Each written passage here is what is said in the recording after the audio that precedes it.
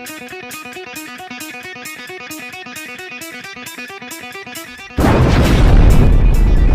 everyone, Aaron here from movie Battleground, bringing you guys an exciting video that was setting us up for disappointment, isn't it?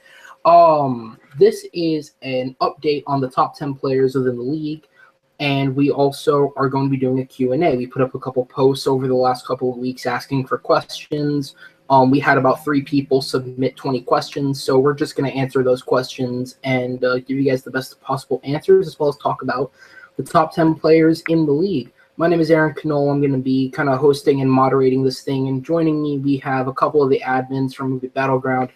Up first, he is the newest admin to the group. However, he's already hopped in straight away. He already got a match under his belt. He's already hosted a match, so he's already getting in there. Robert Parker, how you doing? I'm doing great. It's going to be a wonderful time answering some questions, doing some rankings. Yeah, it's going to be good. I'm definitely glad to be here. I am fairly new to the whole hosting and competing thing, but I've been watching for a really long time, and yeah, I think I know enough about the league to be here. So, and also joining us, he is one of the original he's been here since the start, as well as me. Matt B. Matt, how you doing? I'm doing all right. Just eating some Skittles. Just ready to get right into this finally. It was powerful. Doesn't date the video enough. Halloween was yesterday. It was. This is dating the video. Mm-hmm. Which we're going to have to address anyways. I don't actually know when this thing will eventually get uploaded, if it'll ever get uploaded, but let's face it, it's a running joke.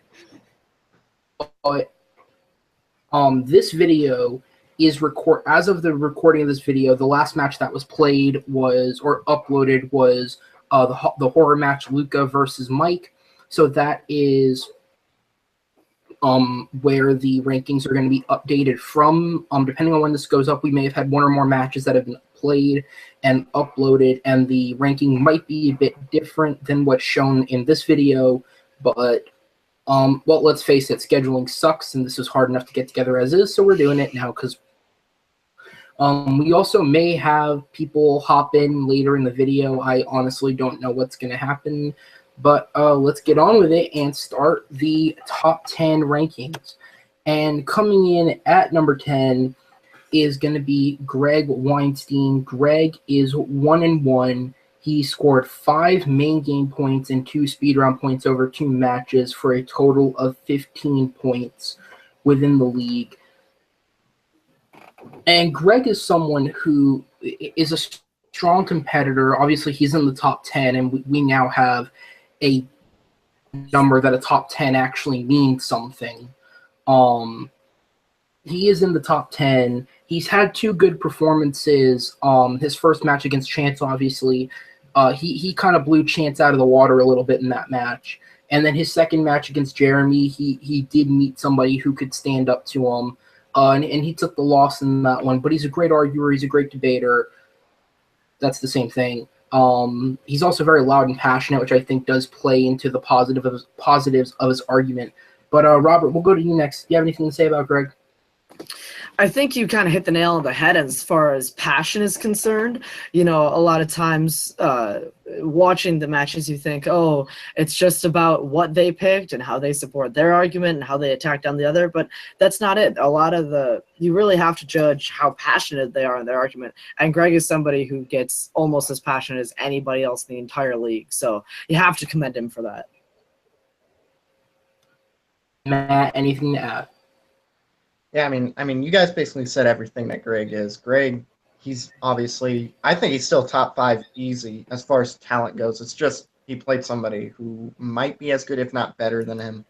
So I think if we went just based on talent, he could be number 3 by all means. But yeah, I mean, I definitely expect him to win his next match, and he's definitely going to be top 5 for sure in the future. And don't give up on him on championship fights, for sure.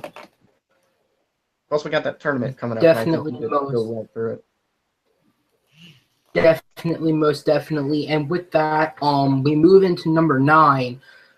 probably one of the most improved players from match 1 to match 2, which is the guy Greg blew out, Chance Ellison. Chance is 1-1 with a knockout. He scored 5 main game points and 1 speed round point to also give him a total of 15 points.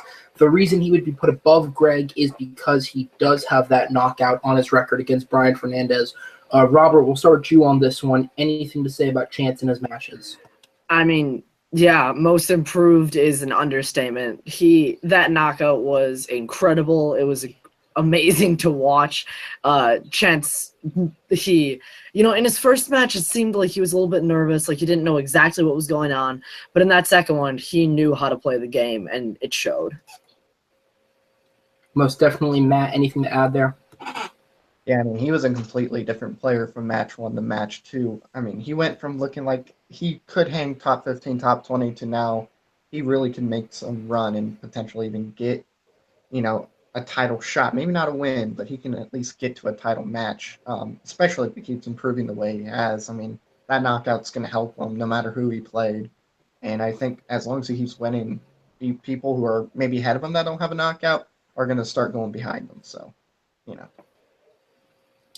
Definitely. And as the person who judged the match that gave him his knockout, when we did the last ranking special about all players, the one criticism I had on Chance, and this may have been in part to who he was playing in Greg, was the fact that, Greg is very loud and very passionate, as we said, and that is a benefit to him.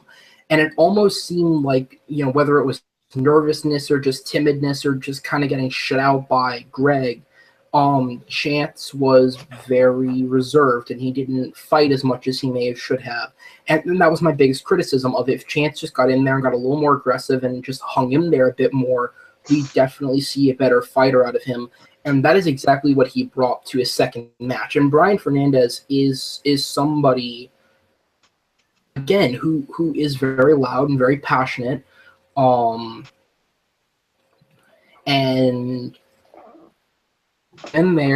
even though he was still the quieter, more reserved player that we saw in the first match, he definitely could hang in there a bit more, and he got the knockout against Brian in, with 2 very close rounds that went in his favor, and then the final 2 rounds of that match, both honestly having a bit of controversy behind them. And, as the judge, I'm more than willing to say that, that James Bond round, it literally came down to, after a full argument and then a full extra pitch of a movie on top of that, it came down to one detail that split the hair between Brian and Chance.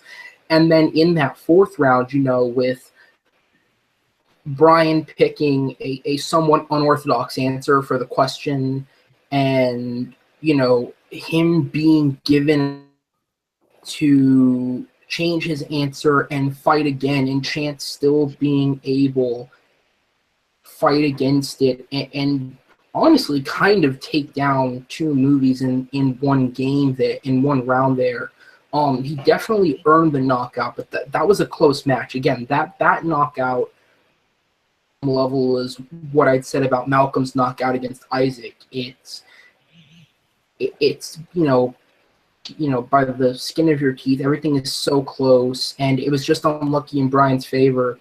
But Chance earned it, and he proved that he could have a future. Now the question is, if I'm remembering this correctly, I believe Chance's next match is not going to be till the Star Wars Free-for-All, or the 5-Way in December, which, Matt, you are a part of. I am. It'll be interesting to see how he handles being a part of a new format and how he can kind of, escape out of that and where he'll fall in the rankings, because that's going to be a hard one to take down. And by then, the 5 players we have in the free-for-all now, 4 out of the 5 of them will have had previous game experience, and the 5th one, Chris Doman, has done this type of thing elsewhere before. So, no one in there is definitely a slouch. So, actually, we'll go back to Matt for that real fast. Having to play Chance, what do you think? Look, I mean, if it was any other type of competition, I'd be a little worried. But however, this is Star Wars. This is my land. This is my turf.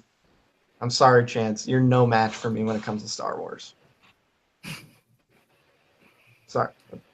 We will see, because there are 4 others that are going to try. So we will see if that happens. We're going to move on. Coming in at number 8 is going to be Alex Warden. Alex is 1-1 with 4 main game points and 3 speed round points for a total of 16 board. Alex is slightly ahead of Chance points-wise just because of the success he's had in the speed round.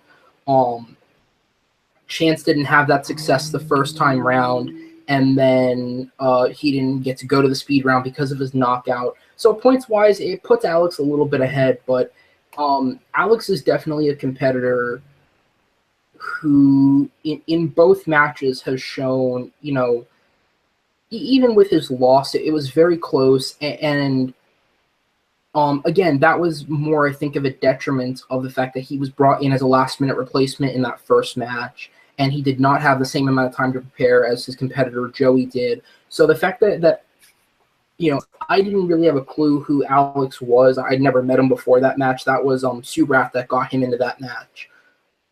So having not known Alex, I was legitimately impressed in that first match.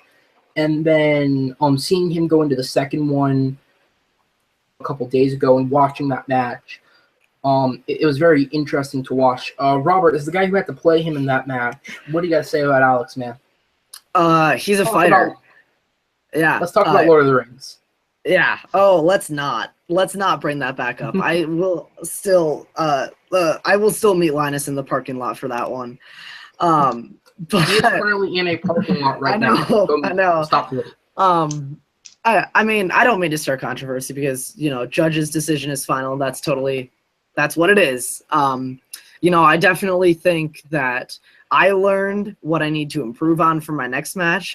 Speed round in particular, I got almost shut out in the speed round by Alex. He played the speed round very, very well. He took his time. He waited to pick after I had picked.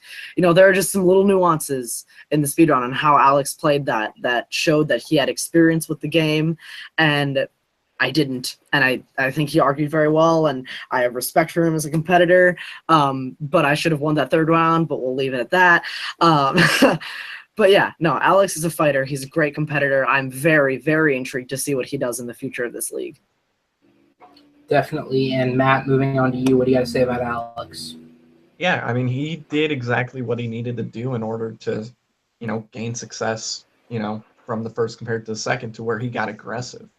He got aggressive, and there were times where I felt like he was starting to mock Robert, and you don't see that very often in people, but I kind of like that he had that kind of fire in him. So if he can carry it on, I mean, who knows where he can go? He might be able to make a run at some point because, if he gets aggressive, if he starts mocking and playing with your emotions in that way, he's going to be very dangerous.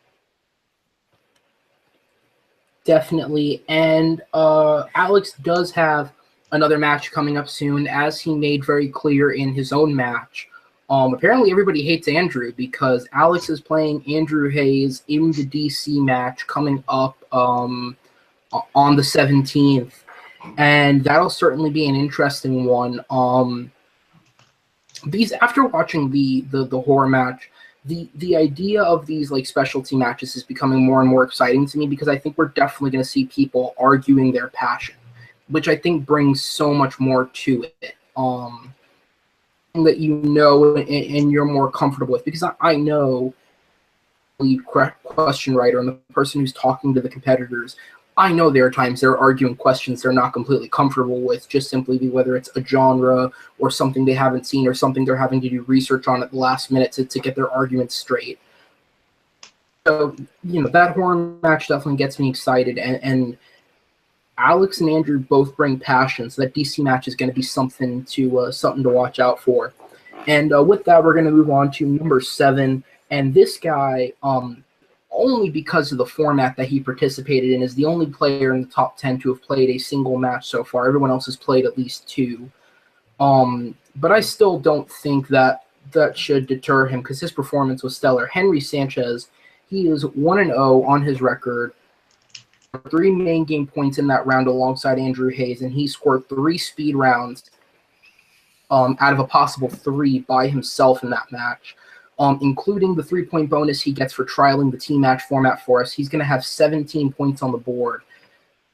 He is only, because he had a longer format to play, but I don't think that should deter. Henry was extremely impressive. For someone who, and again, this goes back to the reason why we decided not to go forward with team matches. We had a scheduling nightmare with that match. And Andrew was brought in as a last-minute replacement, brought in as an even more last-minute replacement, to the point where there was some drama in the match because they forgot one of their answers because they came up with it so fast on the spot before the match that they never wrote it down. Like, it was one of those things where it's like he was so last-minute. Came in, he fought hard in every single fight. And I think by the end of that fight, Henry had what we wanted in a team match down, where he was good at pushing Andrew forward and making sure Andrew got in there. And then he absolutely killed the speed round. He went up against Madi twice, I want to say, and Mike once, and he beat them every single time. He was the only player to come out of that match perfect in the speed round. He did really well in that match. So yes, he does get a points bonus for trialing the team match. He did play a longer format match, which, you know, a lot of other people haven't had the option to play yet. But I don't think that should deter the fact that Henry is a really good player, and I'm excited to see who his next opponent is. Right now, I can't confirm who it is. We're waiting for a couple matches to happen, and we're basically have a list of like one-time only players, and just based on where their records stand, we're gonna sort them out that way coming into December. So unfortunately, it will be a little bit before we can see Henry back in the fight, back in the hot seat fighting again. But Matt, start this one. Matt, what do you think about Henry and his performances? I mean, it's nice to see a fellow Hoosier do as well as he's doing. And, you know, before I go into my thoughts, I do want to take a second. I want to congratulate Henry on what he's been doing with his league. I think that's really cool how success is. But anyway, you know, like I said in the other match, he's one of those guys that can get in your head, and that can be very dangerous. He, honestly, I think he could make a statement for maybe even being the best player. I think it's him, Luka, which we don't know where Luka's ranked at the moment, but, you know, he's in that conversation as of right now, just based on what we've seen and just with the amount of time he was given to. I mean, you can't take that away from him because that was almost last minute as well, and he still dominated. So, you know. Most definitely. Robert, what do you have to say about Henry? Yeah, I mean, you guys have both already said it all. Henry is a juggernaut. He's only competed that once, but man, he did amazing. I don't think it should deter him from being out of the top 10 whatsoever, especially given how little time he had to prepare and how well it took off. He was dominant in the speed round. He was dominant in the normal matches. I think Matt has it exactly right. He's in contention for one of the best players in this league. Definitely. And Robert, I have to ask you, I did it because I hosted. Matt did it because he edited the Rings movie. Could you sit through that match? Yeah, did you watch that disaster? Yeah, it was tough. Hey, I wouldn't call it a disaster. We held that together the best we could. That was good. It was tough, and I'll leave it at that. It was hard. That match was fueled by 2 There Will Be Trivia match length calls beforehand, with all of us just being tired by the end. Like, that was but with that, before we get derailed, before that match derails us again in a second special, we're gonna move on to we're actually gonna move on to 5th place, because we have our only tie. We have 2 players statistically tied at 5th place right now. And coincidentally, they are 2 admins, Linus Babcock and Evan DeGraff. Both players are 1-1 with a knockout. They each have 5 main game points and 2 speed rounds scored for a total of 18 points. And we are going to go to Robert to start this one.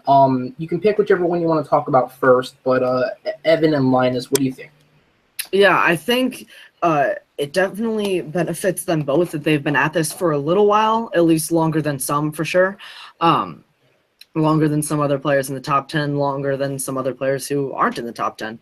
But I definitely think their experience shows in their matches. They know how to play the game, especially like as much as we joke, when you watch Evan play, he knows how to play the game. Linus too.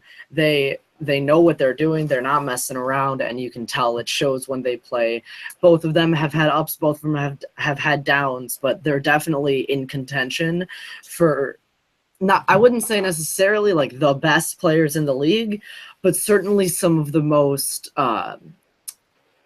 certainly just some of the most experienced in the way they play the game. They know the ins and outs, and it shows.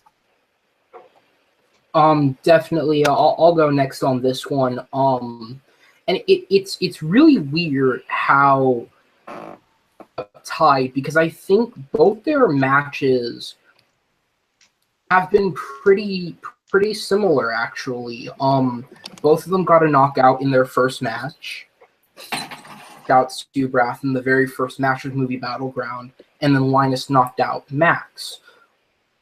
I would say out of the knockouts we've had, those are the two easiest. I think they had the easiest time against their competitors. Not to try and downtalk Stubrath, because he definitely improved the second time round, and then not to downtalk Max either. But I think it was far and away easier. You know, even Linus has said, you know, he wasn't playing at 100. He was playing at like 60% on that match. Like, it was easier for them to play their opponents.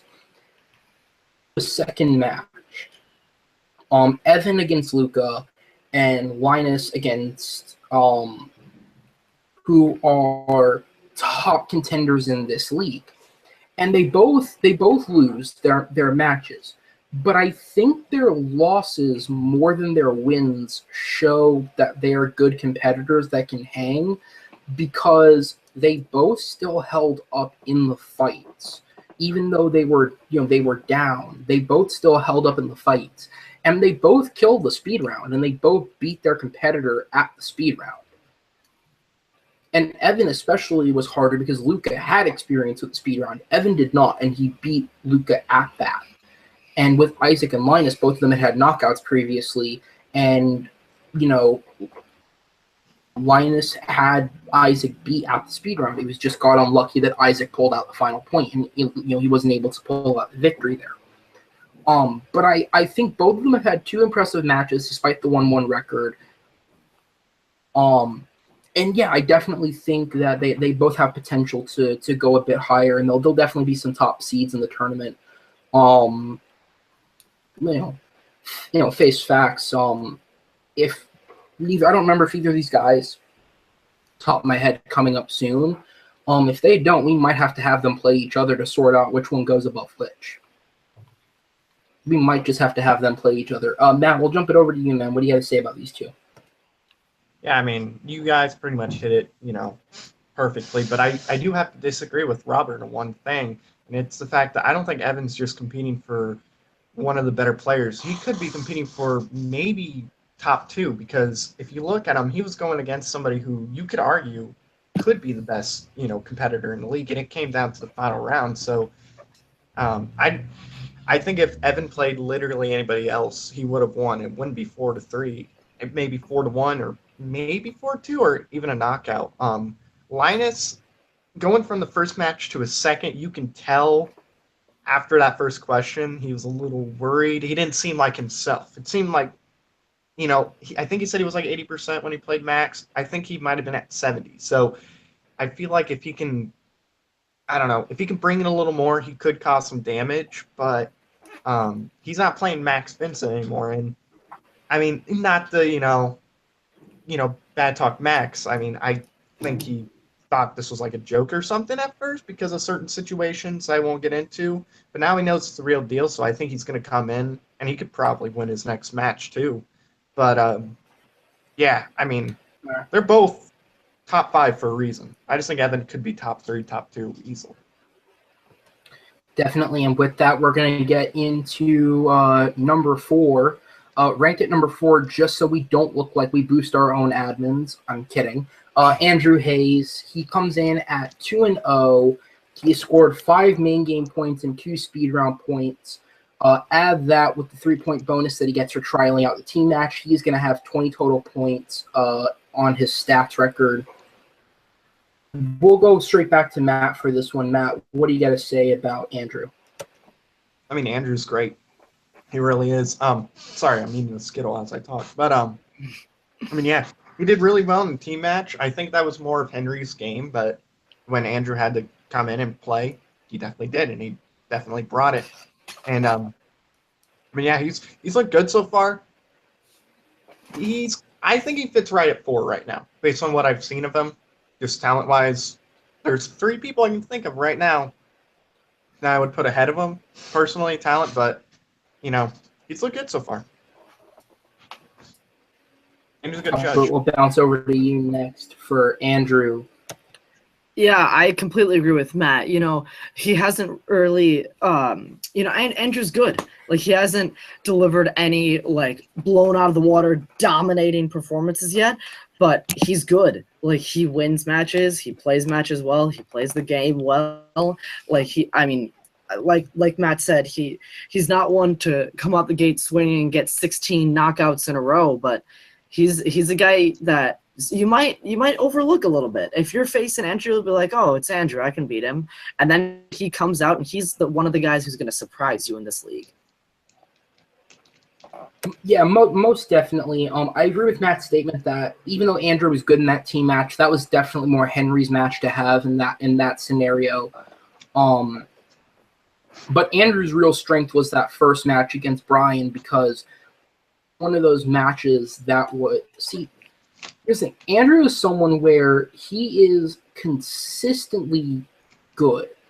I just can't pick where the exact strength or weakness is on him, because out both his matches, despite playing someone who is louder than him and then having to team with someone who is louder than him, own and fought really well in his matches. But he's only won 5 main game rounds out of the 10 he's played. So he's literally 50-50 on that. And you go into the speed round, and in his first match against Brian, you know, he entered the speed round 2-2 and killed it and took that match handedly. But then the team match, and he plays both Mike and Medivh once, and he doesn't beat either of them. So I really think Andrew's success is going to come down to who he's playing. Again, I don't have off the top of my head who his next opponent is, but he's definitely someone to look. I definitely think top 5, he's someone who's going to consistently hang around, maybe down at like a 7 or an 8. But he's a good player. You can't take that away from him. He's had 2 good performances, but he seems more like the kind of jack of all trades, master of none type player, where you know he's going to put in a solid performance. He just doesn't have a standout strength or weakness, which is not a bad thing necessarily, because you can necessarily exploit. He's just going to give the performance he's going to give, and you got to hope you're better than him. So with that, we're going to move on to third place. Let's see if Matt said he had 3 players performance-wise who are ahead of him. Let's see if any of them are in this top 3, or if any of them have already been said.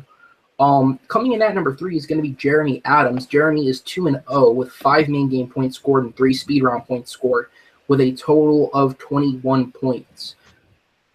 Start this one off. Again, Jeremy is another top-notch, solid player. For those of you guys who don't know, the championship match in December is going to be a triple threat match. It's going to be the top 3 players playing for this championship. So as of now, Jeremy is in contention to play for that title. And I would say he definitely I would say he deserves it. I would say the performance he's put in deserves it.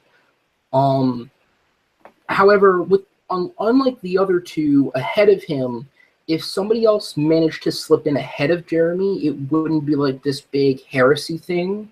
But Jeremy has put in 2 solid performances, 2 solid wins against 2 good competitors. Zach Ford in the first match did really well against Jeremy. And Greg Weinstein in the second match, again, Jeremy held up really well against him and pulled out that victory. You know, it's not like he's had an easier competitor than him. You know, the only thing that would be explicitly easier would be said in the match that he was more nervous going in than Jeremy was, but that doesn't mean he was easier. It just means he had the nerves on him. But Jeremy is a solid competitor. Again, the stats show he's good at the game. Robert, we'll bounce to you. What do you got to say about him? Yeah, as somebody who hosted his match against Greg, that was just amazing to witness. Those two guys, these two are both just amazing, amazing players going head to head. Every second was a new point being made, and it was great. They're both great fighters. Jeremy, you know, as much as some matches are riddled with controversy, this one was a little bit too. But the way I saw it, Jeremy just, and the rounds that he won, I mean, it's not like he knocked Greg out of the water or anything, but it was a very close match. But I think Jeremy definitely pulled it out for good reason. I think he played better. In his first match, I think he showed as well that he's not one to mess around. He's going to go straight for the passion, just like Greg. They're both very, very passionate guys, and I think that's brought out in Jeremy. And yeah, I would not be surprised at all when Jeremy gets into title contention. But I also agree with what Aaron said, that when you think top 3 players, Jeremy isn't one that immediately comes to mind, but statistics show, like, clearly he's up there. Most definitely. Matt, we're going to go to you next. What do you got to say about Jeremy? Yeah, I mean, he definitely deserves to be in the top 3. I think he definitely will be in the title match. To me, I think he has the most impressive win going up against Greg, because I think a lot of us agreed that Greg probably had a shot to win right there as far as a title. And I'd like to point out, in our last top 10 or ranking special, I was the only one who had Jeremy winning the match. So you're welcome, bud. But that is true. In our last ranking special, we did we predicted all the matches, some of which do not exist anymore. We predicted all the matches. Scheduling's a bitch, guys.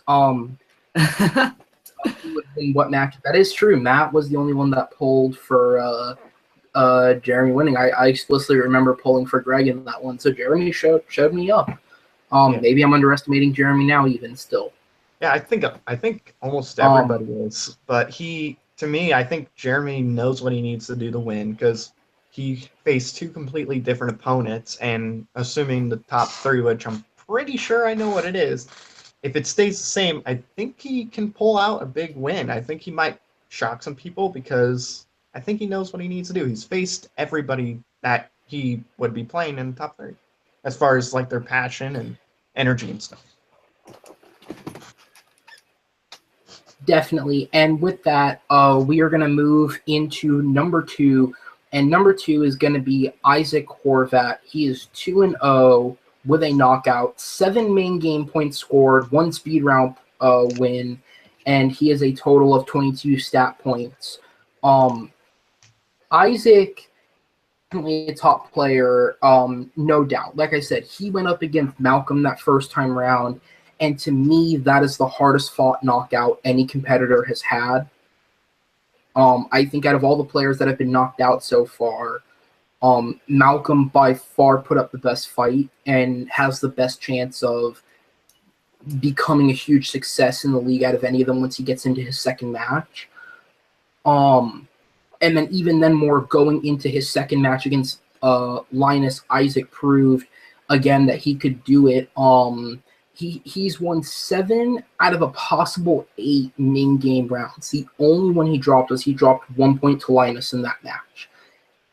Success rate out of any player in the league right now, with the exception of Drake Fremsdorf, who has only played 1 match and has a knockout, so he's technically 4 for 4. But Isaac has the best success rate in the main game. Now, obviously, we need to see him have more experience in this. I don't know if we can quite call it a weakness yet, like we can for a certain other player we'll talk about. But the speed round, he definitely didn't seem as prepared for that one. And obviously, Linus took it 2 up and tied the game before Isaac was able to pull out that 3rd point. But I need to see him more in the speed round to say whether or not a weakness for him or not, or if it was just it was the lack of experience. He didn't adapt to it as quick as Linus did.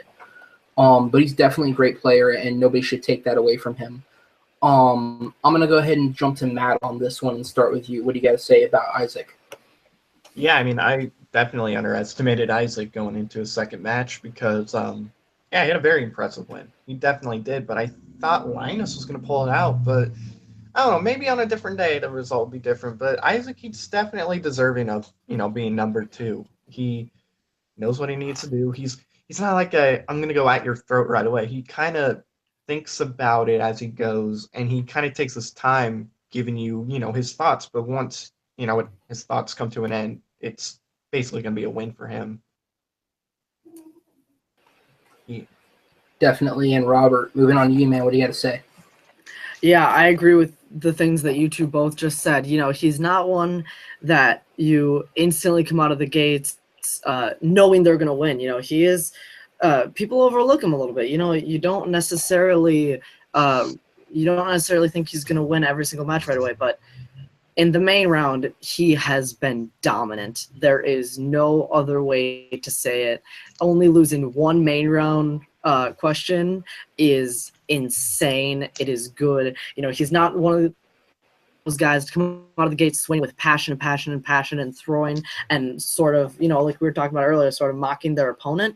But he's one who's going to take his time and win those main rounds. And that's what you really need to see. That's the important part, is that you win.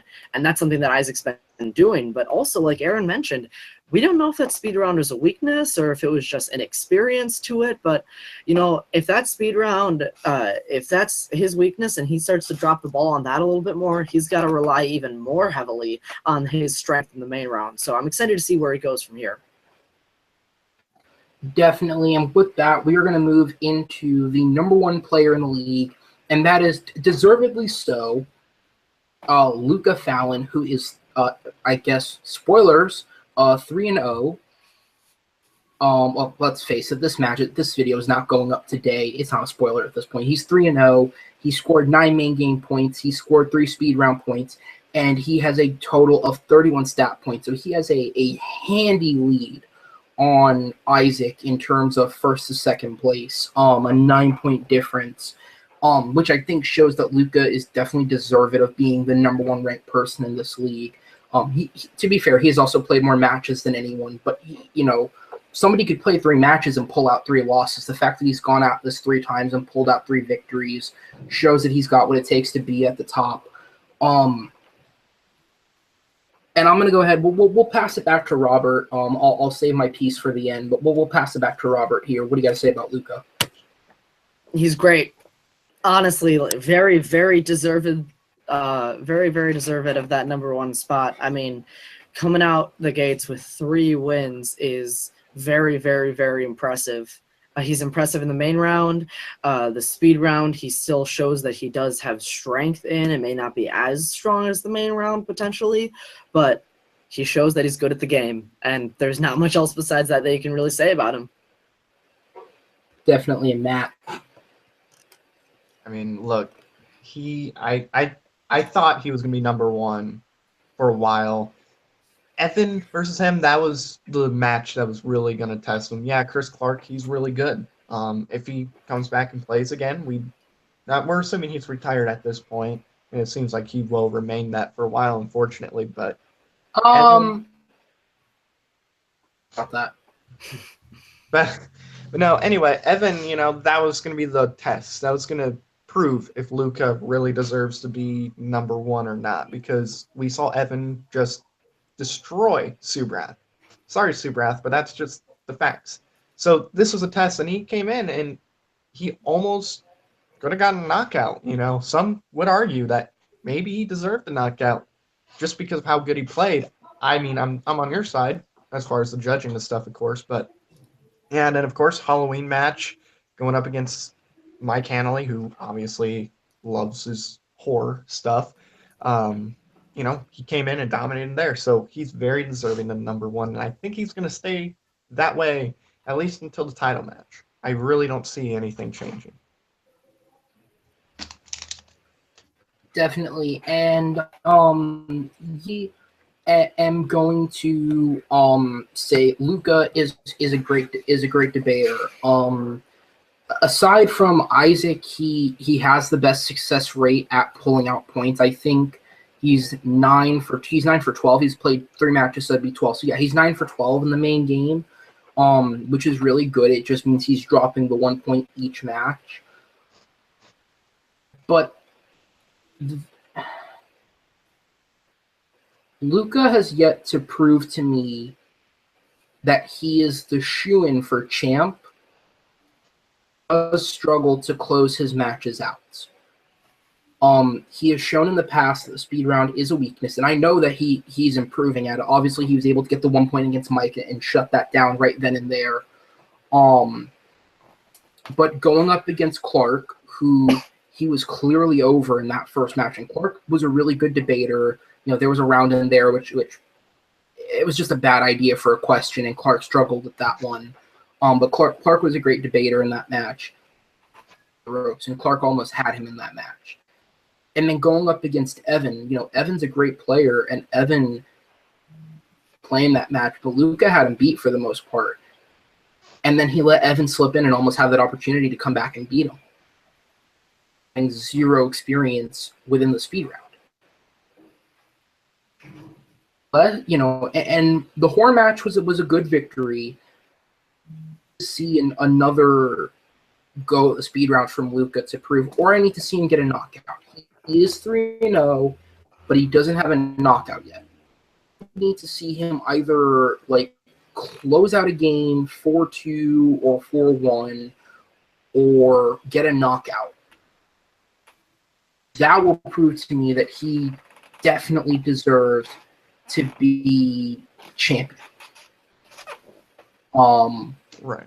So with that, let's do this little bit here because we're in the video. So as of now, the championship is coming up at the end of the year, the first title fight, and it's going to be the top 3 players in the league playing for that title. So as of now, that top 3 is Luka Fallon, Isaac Horvat, and Jeremy Adams. So what I'm going to go to you guys for is, first off, give your prediction of who you think is going to be in that top 3 out of the top 10. And if you need a reminder of who's in there, I can give that to you. Or maybe it's one of the outside players if you have one that's a standout to you. Who do you think is going to be that final 3? And who do you think is going to win out of that 3? Who will be our champ at the end of the year? Because we're probably not going to do another one of these before the end of the year. We can just put posts up on the Facebook page. Yeah. So, Matt, we'll bounce to you first. All right. So I think the title match right now is going to be Luka, Jeremy, and Isaac. I think that's probably going to stay in there, but I wouldn't be surprised if Evan jumped in, depending on when his next match is. And who's number 4? Sorry. Andrew. Okay. Andrew might jump in there too, depending on when he plays and how well he plays in there. He could jump over Jeremy, or Jeremy could jump to number 2. Who knows? But honestly, I think Jeremy might pull it out. Isaac obviously is going to be tough, and so is Luka. But like you said, Luka, and besides the Halloween match, hasn't been able to completely shut everybody down once it came to the speed round. So we all know Jeremy can dominate in the speed round. So if it's Jeremy and Luka, I think Jeremy's going to pull out the win. Same if it's Jeremy and Isaac.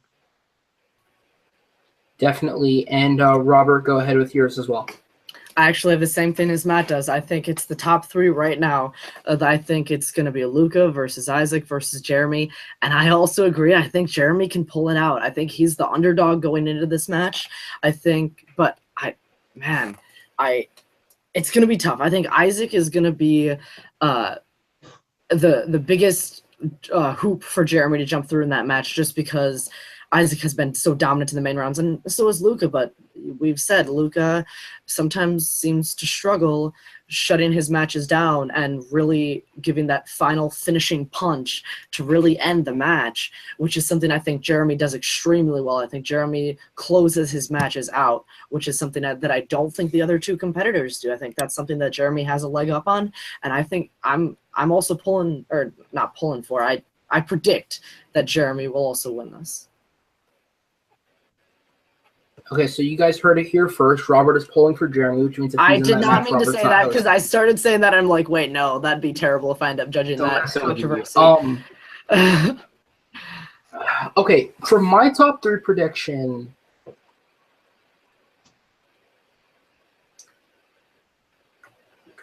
see, the thing is, Luca and Isaac are definitely going to be there. The problem is we do have an open slot at the end of the year. Go to like 2 high-ranked players that have a chance to try and fight and get into that championship match. It's just the problem is, based on availability and based on how many matches we have left in the year and who's going to play who and who's going to get what opportunity to play a match, it's definitely going to be harder. But all right, I'm going to go out on a limb here. I'm going to say at the end of the year, just because he's got such a points build on everyone else, I don't see anyone getting that high. I think he's going to get in. He's going to be there. And again, nothing is confirmed, but I'm going to say if we can find a way to fit in a match to tie break Linus and Evan before the end of the year, I'm going to say Evan takes that match, and that would put Evan in the top 3 pretty securely. So I'm going to say it's going to be Luca, Isaac, and Evan. At 3, Isaac's going to take it. Can I throw in a suggestion? Yeah, go ahead. Maybe as a potential match to get in, because I honestly think these guys can get in. Let's make it a 3-way. Let's make it a 3-way between Jeremy, Evan, and Linus. That is a sight for sore eyes. No, I'm kidding. I think that could be a real interesting. Maybe we'll see what we can do. We have a while before we get there. We'll see what we can fit in and where we can fit these matches in. I'm gonna go out on a limb. I'm gonna say it's Luca, Isaac, and Evan in the top 3. And see, just based on his success. Okay, I'm gonna give a ballsy prediction. I don't know if it's gonna be right, but I think I'm actually gonna pull for Evan to take it if it's those 3. Because I think Evan has shown he's the most well-rounded. If he can manage to scrape up enough points to get himself into the speed round, I think he'll perform better than either Luca or Isaac. Because the way that the 3-man format's going to work is one player will be eliminated before they go into the speed round. I think if Evan is able to turn up and pull out points, or enough points to beat either Isaac or Luca and get into that speed round, I think he can shut either of them down. Speed round them both. I mean, because we've already seen him top Luca in a speed round, and Isaac got it handed to him pretty easily. I think it's a ballsy prediction because there's a lot that would happen scheduling wise, and he'd have to get up in there. But I think it's going to be Luca, Isaac, and Evan. I think I'm going to take Evan just because he's the most well-rounded of the bunch. Mm-hmm. Clear where Luca and Isaac's strengths lie as of now, and unless we see something in the future that changes that, I think if Evan can scrape up enough points to get in there, he's going to beat them out in the speed round. Right. If he doesn't, and it does end up going between Luca and Isaac in the speed round, I'd have no clue who would take that. I honestly have no clue who would end up taking that. That'd be a hard one. All right, and with that, guys, we are done with the top 10. It was a fun list, and it'll definitely be interesting to see how that shapes up over time. But with that, we say goodbye to one of our members and hello to another one. Robert, unfortunately, has to take off. Bert, where can the people find you? Yeah, you can find me on Twitter and Letterboxd at RBRTPRKR98. You can track my movie watching, my random thoughts. Go hit me up over there. And also, small, tiny plug, I'm kind of around in the multiple trivia leagues of the YouTube space. So if you're kind of involved here, you probably know of the different ones that are around. And I'm pretty much in most of those. So you can hit me up on there, show me some love over there too. And with that, we say goodbye to Robert, but we say hello to another one of our admins. He's one of the founding admins of the league, Subrath Sharma. Subrath, how you doing? I just woke up. I'm fine. Like, yeah, let's just do it. Let's just continue with Q&A, right? What we're doing. Yeah, we are going to be bouncing into the Q&A. So Yeah. these are questions that were posed by members of the league on the Facebook page, Bye, Robert. and Is it these were posed by members. So the way that I have them sorted out is I basically just grouped all the questions that the competitors have asked together. So like if a competitor asked multiple questions, we're going to hit all those at once. Some of them are going to be like round table where I'm going to hand it out to the others. Others that are very simple one-answer questions, I can just answer right off the bat, and there's not going to be much to them. So with that, the first set of questions are going to come from Jeremy Adams. The first question is, will there be a league champion? As we just discussed, yes, by the end of the year, there will be a definitive league champion. And then starting in January of next year, there will be a bracket tournament, which will lead to a champion of the tournament, which will then challenge the champion from December title challenge. So yeah, there will be a champion before the end of the year. It'll be the last match we put up of the year that way. But yeah, so coming in, next question also from Jeremy.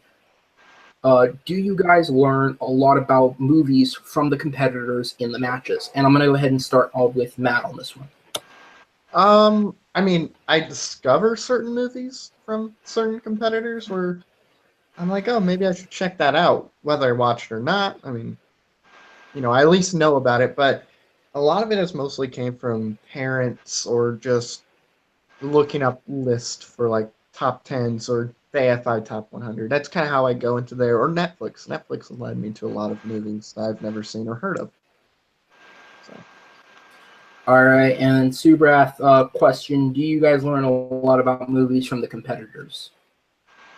Well, I learned one movie which I have not seen from when I was judging, not when I was competing. When I was competing, I know most of the movies which the competitors are talking about. Yeah, it was just the one movie which Manning Friends was talking about. Definitely. My answer to that would be most of the stuff I learned from competitors would be more in things that aren't my strength. So like specifically, horror is not something I'm big into. So from that horror match and the people who are the horror enthusiasts who are more inclined to talk about horror movies, I definitely things that I would not have known other than participating in or watching the matches. But I think it's safe to say, not everybody knows everything, so you're definitely bound to learn something eventually. Hopefully it's Basically, not if when you're you talking are. about other matches, yeah, most of the movies I was like like a bit interested in it, and including the horror match. A lot of those movies I really wanted to see, and especially how the match turned out. Yeah, I'm looking forward to seeing those movies. Definitely. With that, the next question from Jeremy: what have been your personal favorite topics that were argued so far? So what topic stands out to you as like a fun one that you either were a part of or maybe watched or judged? Subrath, we'll go to you. Topics, you mean like the questions? What the questions are? All Yeah, like the questions that have been asked.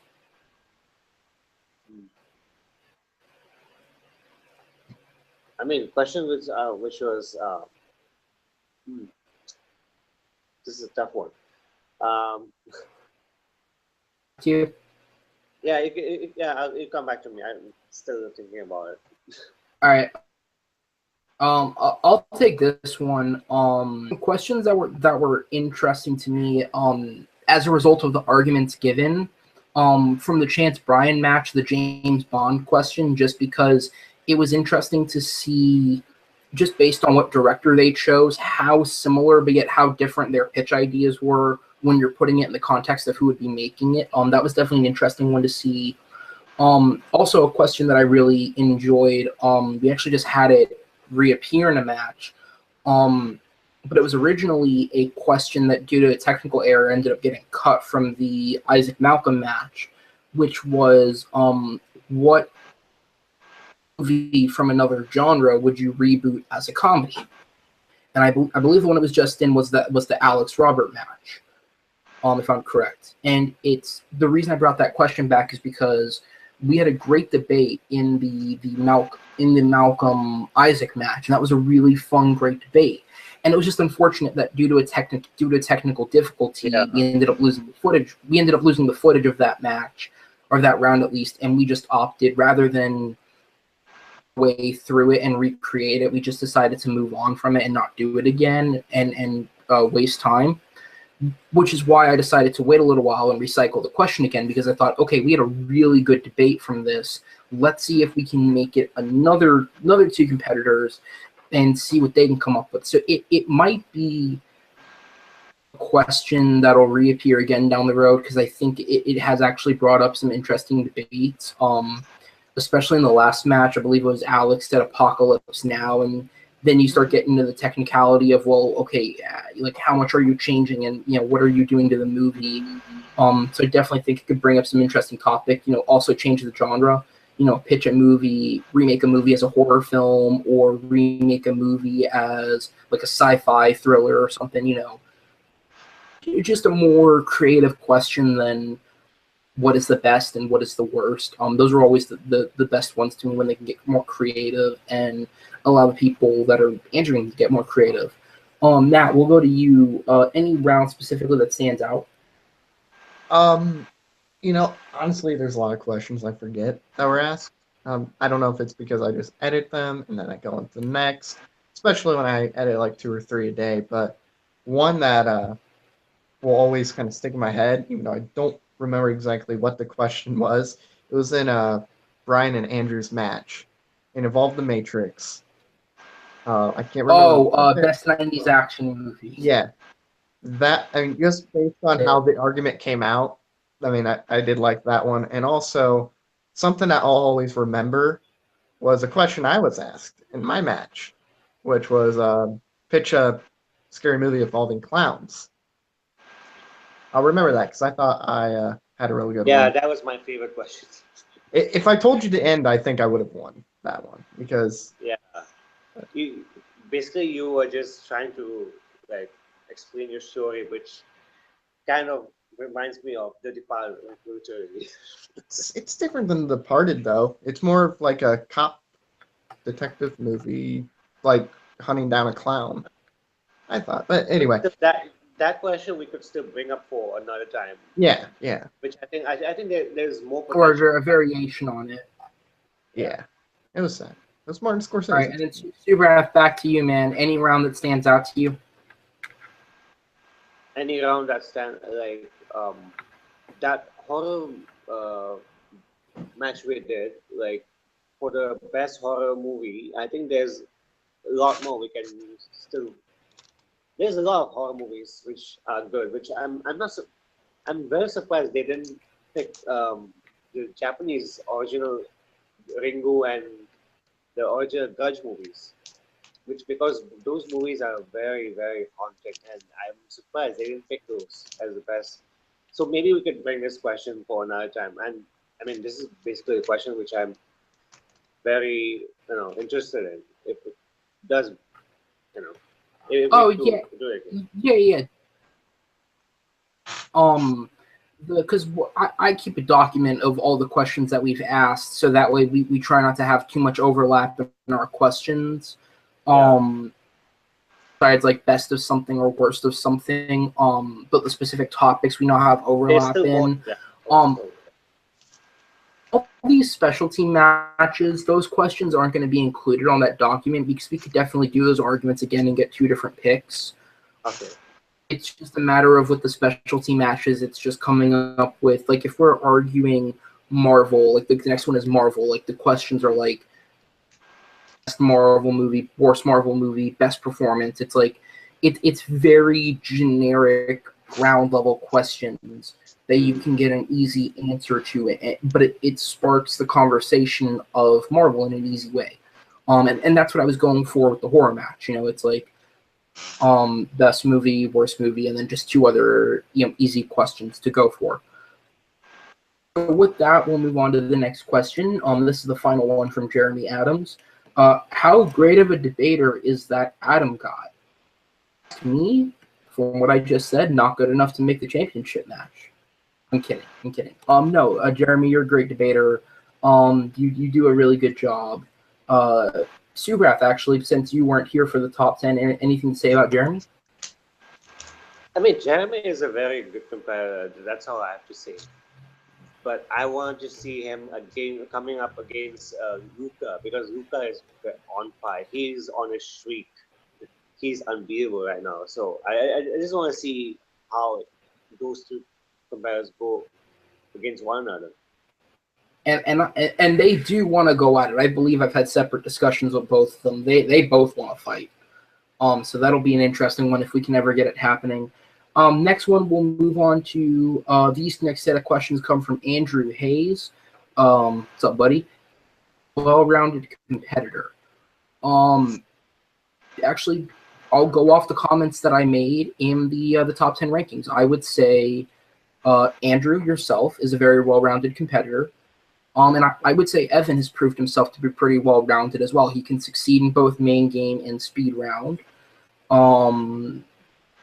Say those are the two most successful competitors we have. And I'd put Jeremy in there as well. They're successful competitors that have proven themselves to have strengths in both areas. And they've had to argue of topics in their matches. And they've done well on all of them, definitely. Matt, Subrath, anyone stand out to you guys as like a well-rounded competitor? I mean, Jeremy, and I didn't get to answer the last question, but about Jeremy. But yeah, Jeremy, I have your back. Always thought you would be the best, or one of the best at least. But no, yeah, I put Jeremy in there, and this is gonna sound very biased. I throw myself as a dark horse. Don't count me out. I was thrown in at the last second. So, and then I give him a half. You get your longer than a chance. half hour. You get your chance. Oh yeah. He's got a chance or two coming up. Yeah. And then what's his name? Manning. Yeah, I think Manning. Even though I lost him, I think he also can be someone to look out for when he gets more matches in. I would disagree. Definitely. I would actually pick Greg over Manning, because he's only had like 2 matches and he won for both of them, though he didn't win like how Isaac. Manning's had 1 match. Manning has had 1 match. Guy has 2 matches, if I'm not mistaken. All right, and then moving on to the next question again. This is something Matt and I don't need to answer because we'd already answered it, so we'll go straight to Subrath. Who do you think has the best chance of being champion? From Andrew as well. So Matt and I already answered it. Said Jeremy would be the one he'd back for champion. Said my scenario was the 3 fighters fighting for the title would be Luca, Isaac, and Evan. And I said out of those 3, Evan being the most well-rounded. Pulling it out, Subrath does not like that. But Subrath, who do you think has the best chance of being champion? Evan is currently 1-1. I would actually see someone who is currently unbeaten to be battling. You also have to remember Evan lost to Luca, who you said was on a roll. He has yet to have another match, so we'll take that into account. Yeah, I mean, currently I'm just looking at the players who are currently 2-0, and you're seeing 3 players will go head to head, right, for a championship. Top 3 players. I would actually pick Jeremy, Isaac, and Luca. Either 3 of them. Those are the top 3 right now. So, top 3, yeah. And I would actually think that it's gonna be either Isaac or Luca. And now, of course, I would pick Luca. He's my teammate. So Luca's your pick? I think Luca is gonna win. All right. And then the last question we have from Andrew Hayes. So great. I don't know. Why is he so great?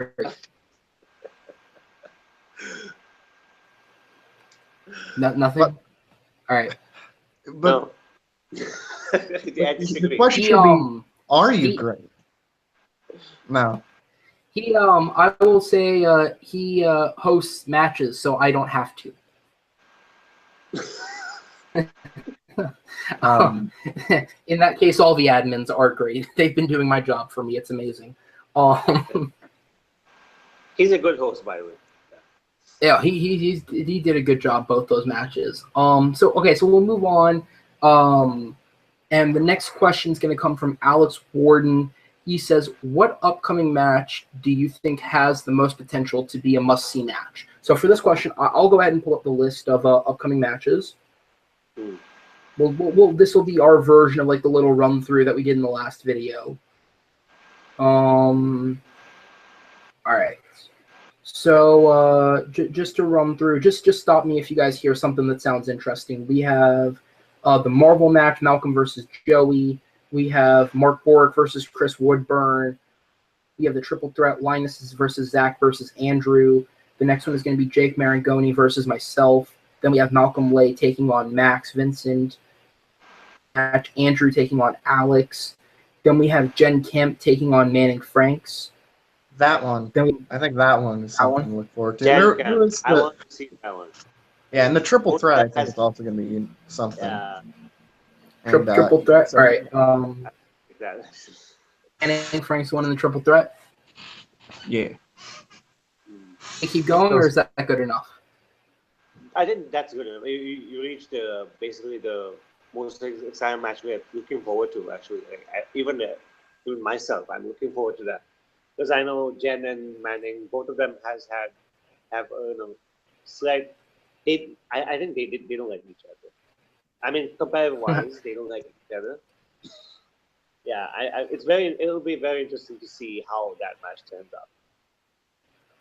Definitely. And then aside from that, the other ones that I want to bring up would be like all special matches towards the end of the year. December 15th, the Star Wars free-for-all match. Matt Chance, Chris Doman, Mark Bork, and Timothy Smith.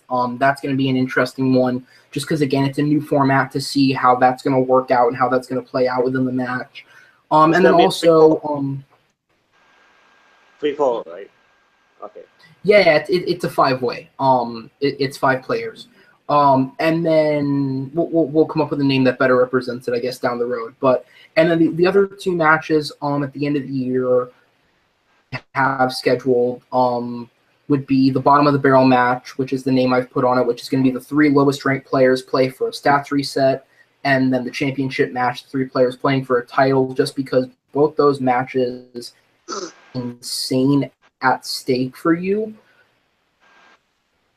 And so I think we're going to see some, even from like people go like, oh, the bottom of the barrel match, like the quote unquote worst players in the league. I think you're going to see the best performances these guys can give in that match because they are playing for their fresh start. But other than that, yeah, although, as somebody who helps run and promote this league, all of them are a must-see match that you guys should check out on the That Movie Guy YouTube channel. Yes, you should Subscribe, like, and watch comment. every single match 3 times. Give it a like. On all different accounts. Yes.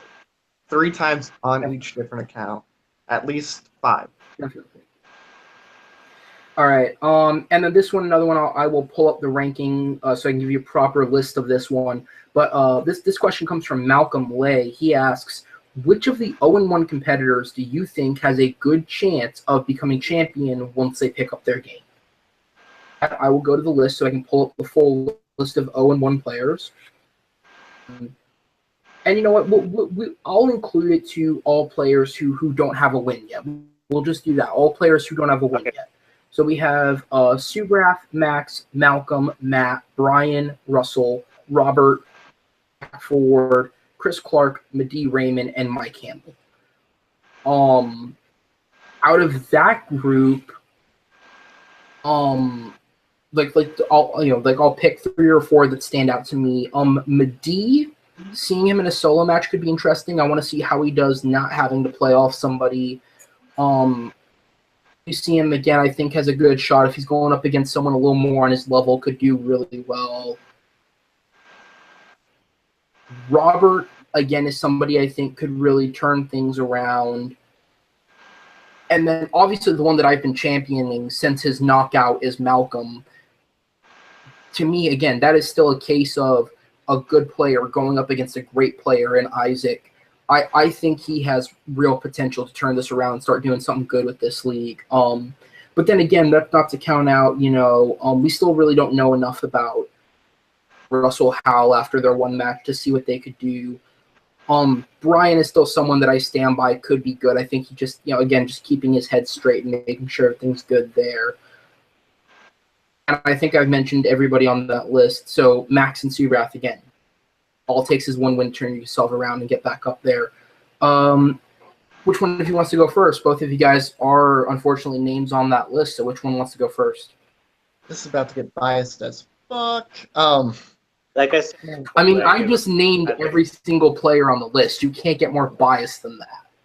True. I would not actually pick myself, so I'm not biased. Matt, you go ahead. Okay, so Matt is going to be biased as fuck.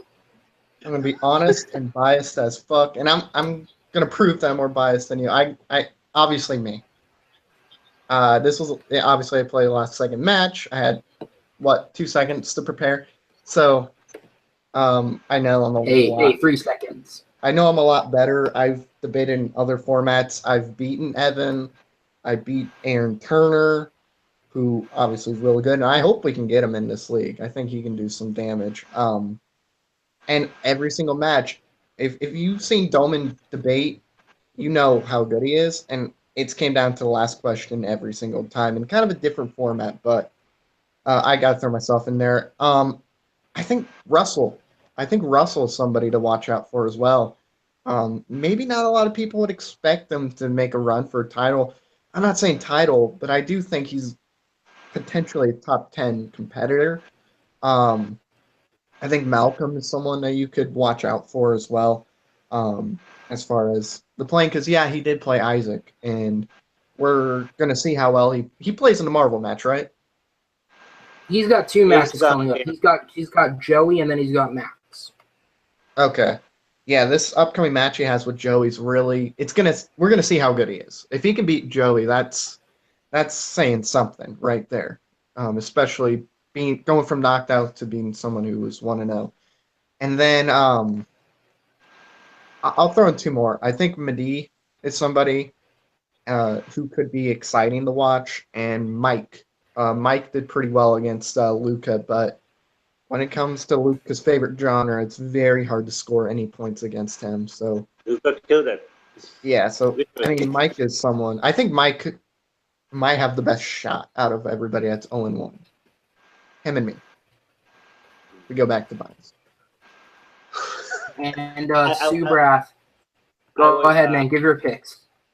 I mean, my choice would be very controversial because this player made a very controversial comment regarding the army. I would want to see Robert again going up against either Russell or Brian to see how good he actually is. So my pick would be Robert. I think he could turn it around. I mean, he's still 0-1. There's still time for him. I mean, if he could get 1-1, I would want to see him going up against Evan at some point. Definitely, and the thing with with players who don't have a win, you have to take into account who some of these guys were playing. Mike's 2 matches, and we'll count Mehdi in this as well. They played Henry and Andrew in the team match, and then Mike played Luca, the number 1 player. Like, that's rough. Luca, the number 1 player. Zach played Jeremy. Brian has played Andrew and Chance, who are both in the top 10. Matt played Manning at the last minute. Malcolm played Isaac. Max played Linus. Subrath played Evan and Drake. Who Drake is 11th. He's the one guy sitting just outside the top 10. So a lot of these players who don't have a win yet, it's because they have gone up against players who have gone on to thing. So it's definitely a matter of let's start pitting them against each other now and seeing where they can fall into this league.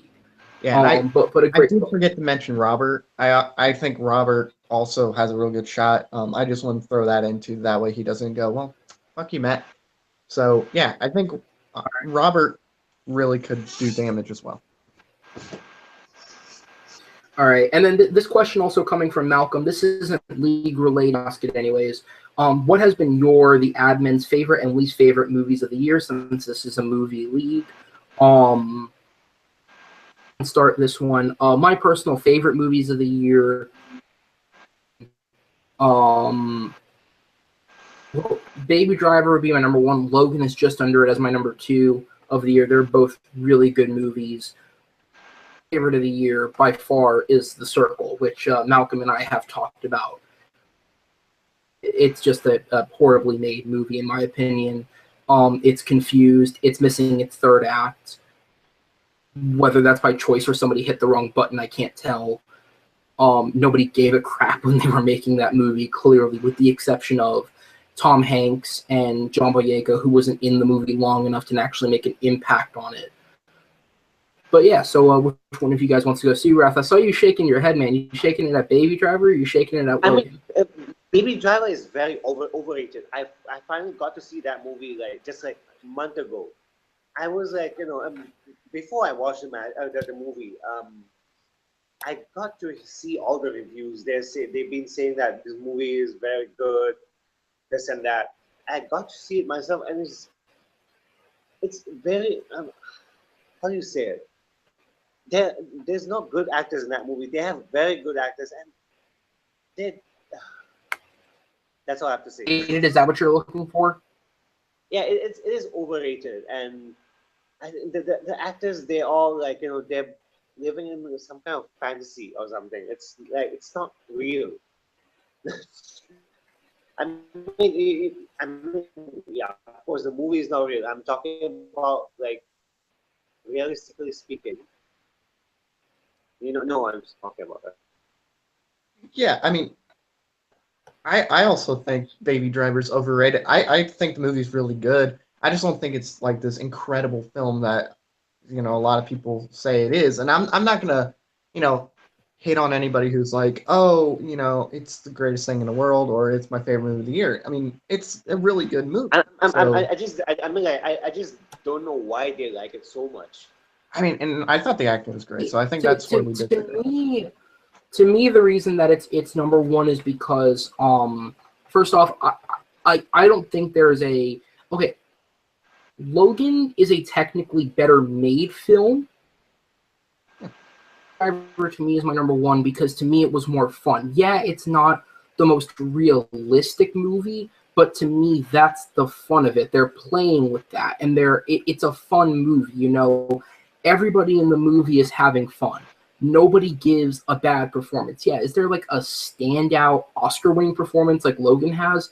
No, but everybody's having fun with it. It's not trying to be a Best Picture winner. It's just trying to be this fun action romance comedy movie, and to me it works. Some of the scenes are actually cheesy scenes. Maybe I don't know if that was on purpose. Maybe that was what Edgar Wright had in mind. But I think that's just Edgar Wright's sensibility as a filmmaker. I think it's just Edgar Wright's sensibilities as a filmmaker.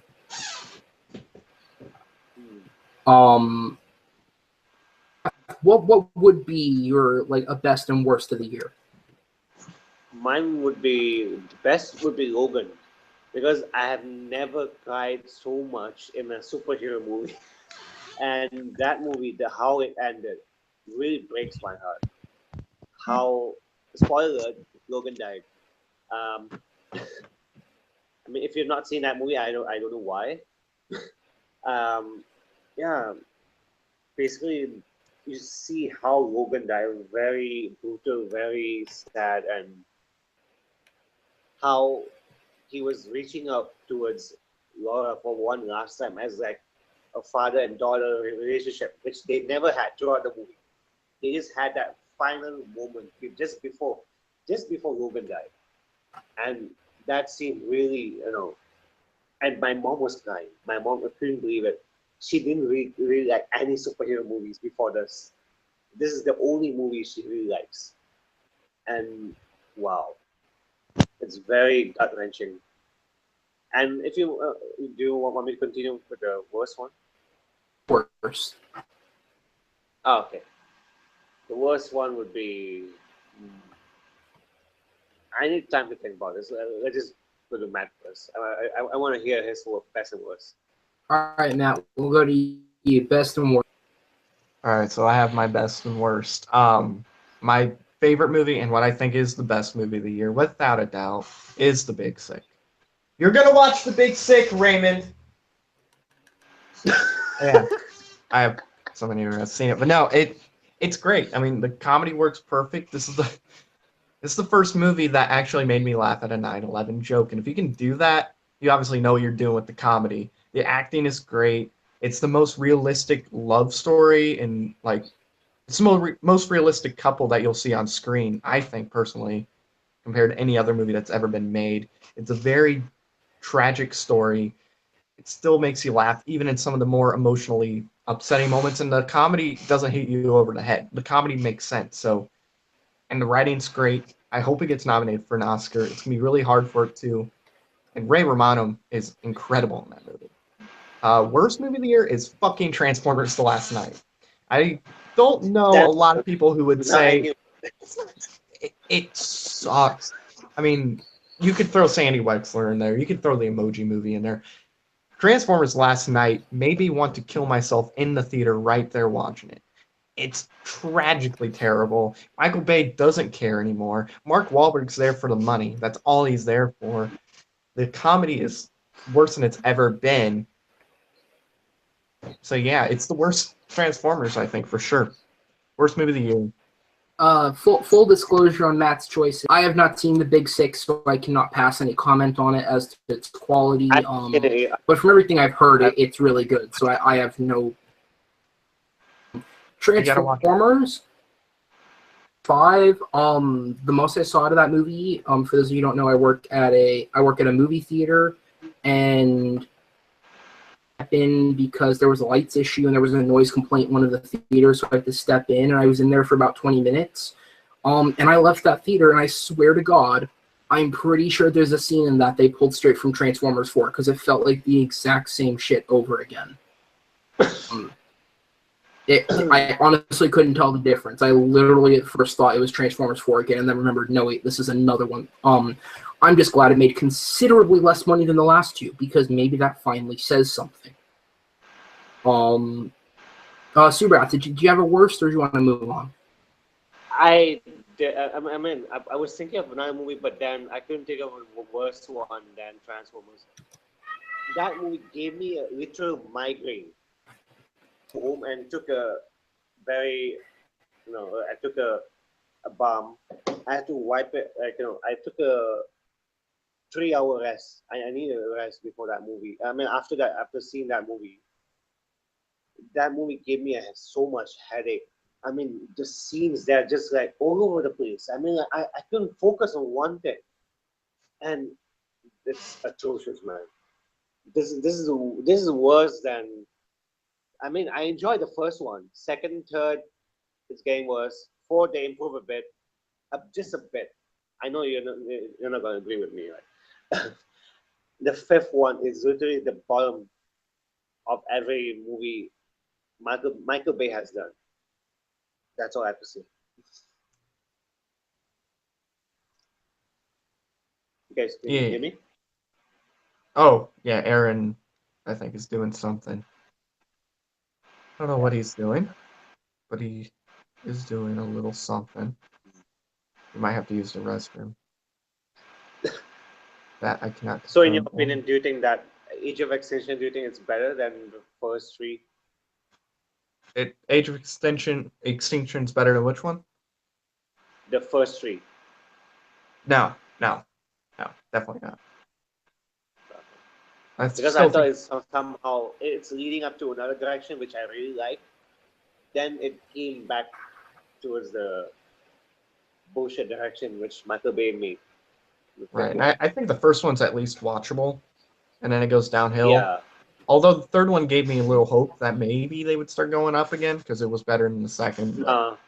Yeah. No. Third one gave me, made me give up. Third one made me give up. Yeah. Yeah. First one was watchable.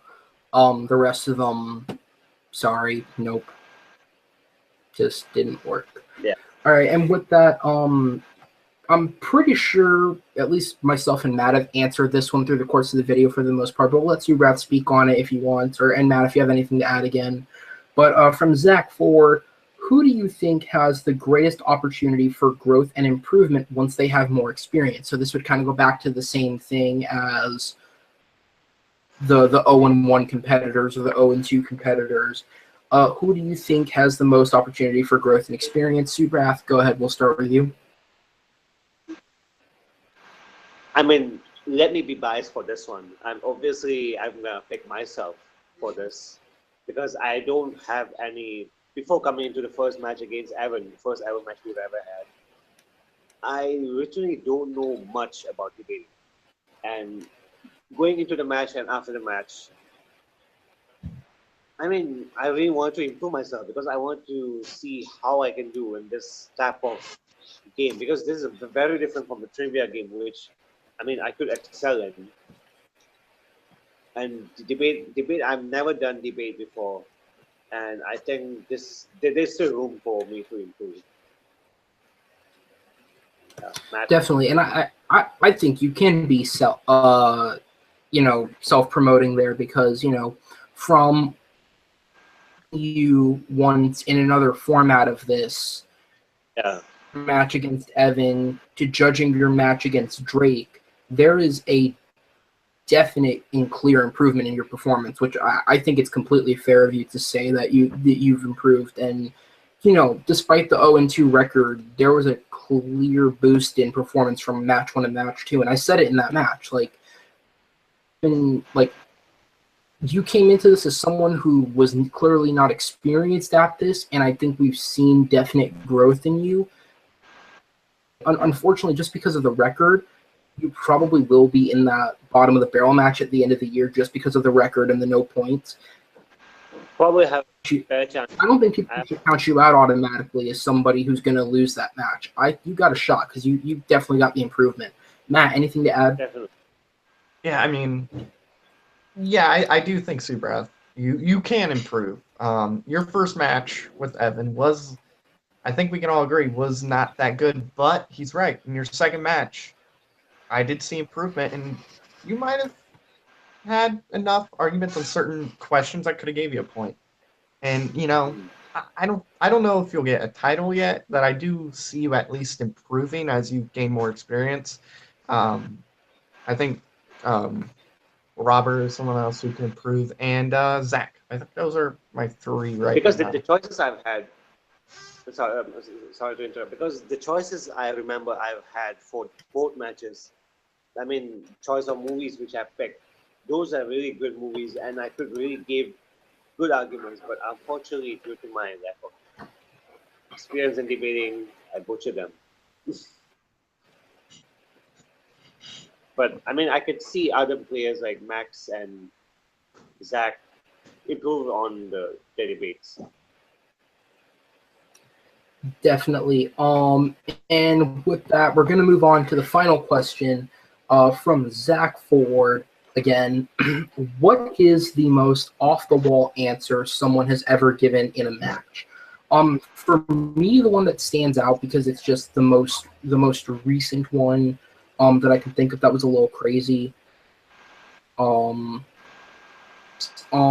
the Brian Chance match, to go back to that one again, that fourth question, picking National Treasure as the best Nick Cage movie, and then forfeiting answer and going to Kick-Ass. It's not that either of those are bad movies. It's just there are definitely movies, whether we're talking about legitimately quality Nick Cage acting performances in movies, or even fun, light action movies that I would put ahead of Treasure. Kick-Ass I can understand, but ahead of National Treasure, that stands out as off the wall to me.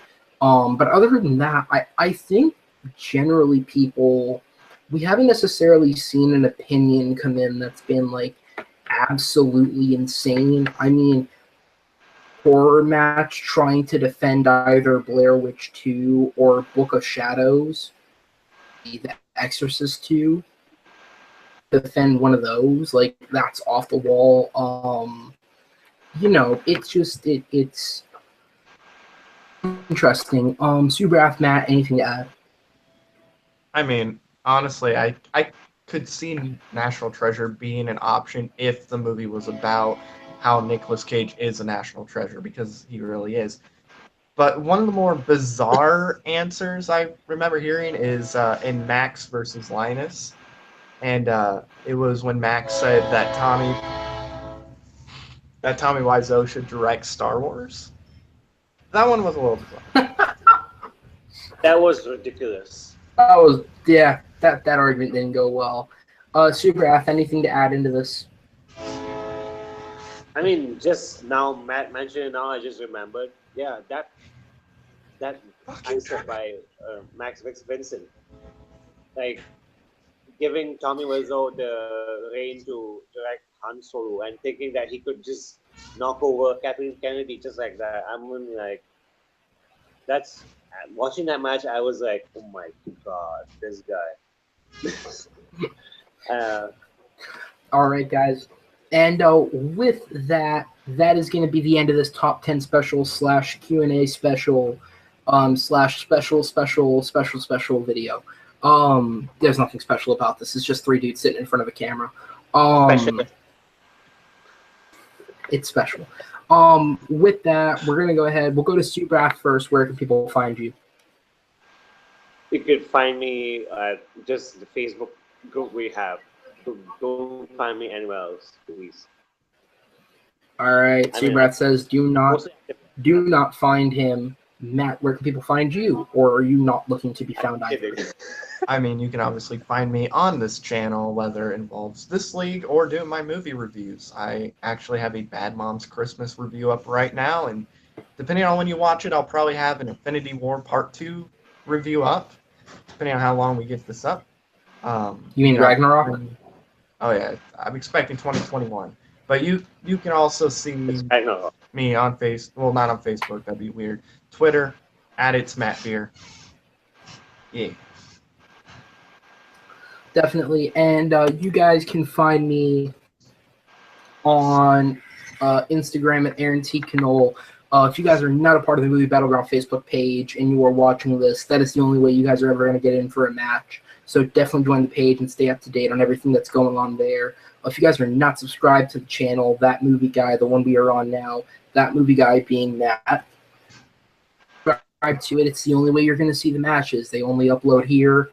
And if you're not subscribed, then you're not going to have the constant update. If you're not on the page, you're not going to get constant update about what goes up. So yeah, join the page, subscribe to the channel, like and comment on this video, like and comment on all of the videos. Was Bad Moms Christmas good? Yeah, surprisingly. Okay. I'm not sure. I don't know. Watch, I get some good laughs. I just had to ask. Like I don't know. Go like and comment on that Bad Moms Christmas video. Support the channel, support us, support the show, support everything, and video will go up. And once it does go up, whatever the following match is, on the Movie Battleground. Take care.